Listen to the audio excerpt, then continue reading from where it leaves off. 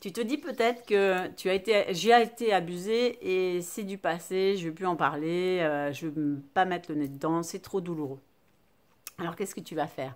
De gros efforts, mais finalement qui vont pas servir à grand-chose. Parce qu'en arrière-fond, ce sera toujours là.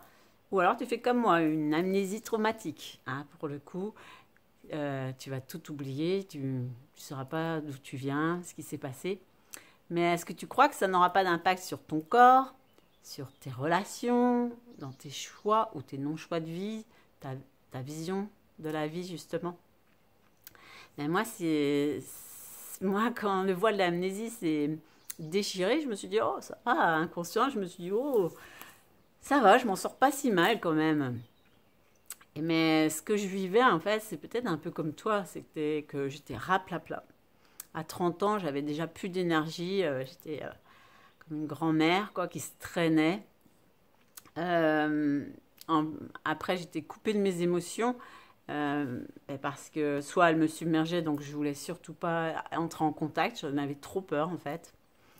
En plus de ça, je savais pas, enfin je connaissais pas mes limites, donc je les mettais pas forcément. Et quand l'autre arrivait trop près ou était allé trop loin pour moi, ben c'était trop tard et donc j'étais dans la rupture.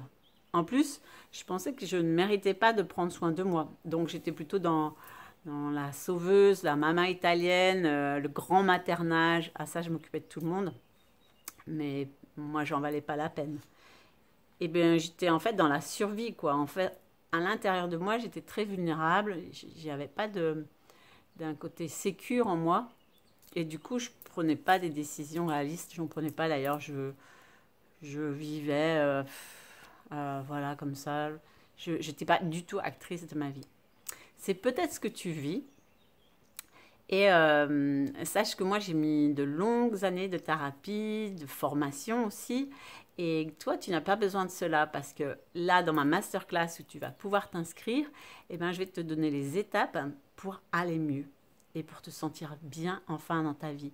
Pour retrouver de la motivation, du peps et de la pêche. Voilà, ça fait un mélange des deux où tu vas pouvoir voilà, assurer les tâches de ton quotidien, la maison, les enfants, le boulot. Et puis, savoir te renforcer à l'intérieur pour pouvoir mettre des limites et les connaître et pouvoir te respecter en fait. Et du coup, tu vas être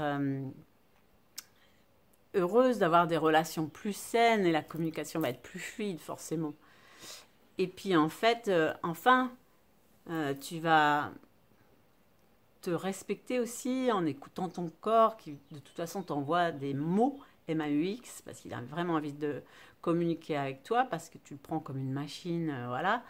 Et donc lui, il se rappelle il te rappelle à l'ordre. Donc quand enfin tu l'écoutes, enfin tu le regardes, enfin tu lui donnes du temps, tu peux trouver après être maternelle, mais cette fois pas à l'extérieur et à l'intérieur. Et développer en toi une maman intérieure. Et puis, enfin, c'est aller au contact de tes émotions qui finalement, au début, tu penses qu'elles vont déborder, mais apprendre à les contacter et à te laisser traverser.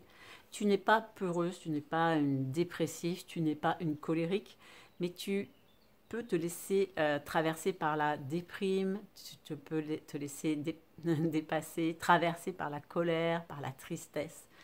Ça traverse, voilà. Et derrière ça, il y a des besoins, vraiment des besoins fondamentaux que tu as à écouter pour te respecter. Donc voilà, si le programme de toutes ces qualités enfin retrouvées te parle, ma masterclass, le lien est en dessous. Tu peux me retrouver aussi sur Facebook ou alors directement sur mon carnet de rendez-vous You Can Book Me. À bientôt.